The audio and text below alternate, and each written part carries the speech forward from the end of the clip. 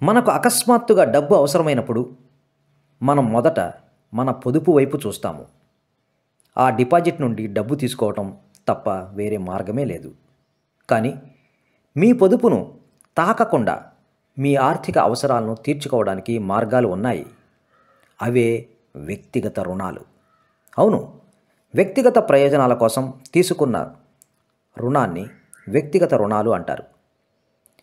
కస్టమర్లు state bank of India నుండి 10% తక్కువ వడ్డీతో ఈ వ్యక్తిగత రుణాన్ని పొందవచ్చు.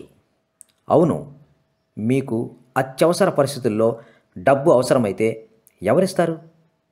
మీరు స్నేహితులు మరియు కుటుంబ సభ్యుల నుండి ₹100, ₹200 పొందవచ్చు. లక్షల రూపాయలు అవసరమైతే అప్పు తీసుకోవాల్సిందే కదా. మీరు వ్యక్తిగత రుణం కోసం దరఖాస్తు చేసుకోవడం ద్వారా రుణం పొందవచ్చు. కానీ మీకు కేవలం 5 లక్షల రుణం అవసరమైతే మీ నెలవారీ జీతం ఎంత ఉండాలో తెలుసా? రుణ మొత్తంలో ఎంత కోత పడుతుంది? నెలకు ఈఎంఐ ఎంత ఉండాలి? పూర్తి సమాచారాన్ని ఇక్కడ వినండి. కస్టమర్లు స్టేట్ బ్యాంక్ ఆఫ్ ఇండియా నుండి 11.35% వడ్డీ రేటుతో వ్యక్తిగత రుణం తీసుకోవచ్చు. కానీ దీనికోసం మీకు మంచి క్రెడిట్ స్కోర్ ఉండాలి. క్రెడిట్ స్కోర్ ఎక్కువైతే వడ్డీ రేటు తక్కువగా ఉంటుంది. మీకు తక్కువ క్రెడిట్ స్కోర్ ఉంటే మీ లోన్ దరఖాస్తు తిరస్కరించబడవచ్చు, లేదు వడ్డీ రేటు పెరగవచ్చు.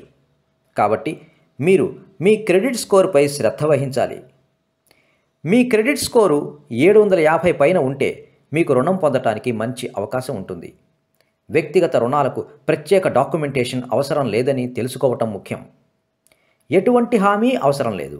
అయితే బ్యాంకులు ఆర్టీఆర్, 6 నెలల పే స్లిప్, 2 పాస్పోర్ట్ సైజు ఫోటోలు, ఐడి ప్రూఫ్ మరియు నివాస ధృవీకరణ పత్రాన్ని కోరుతున్నాయి. వ్యక్తిగత రుణాలను కనీసం 6 నెలలు మరియు గరిష్టంగా 72 నెలల్లోపు తిరిగి చెల్లించాలి.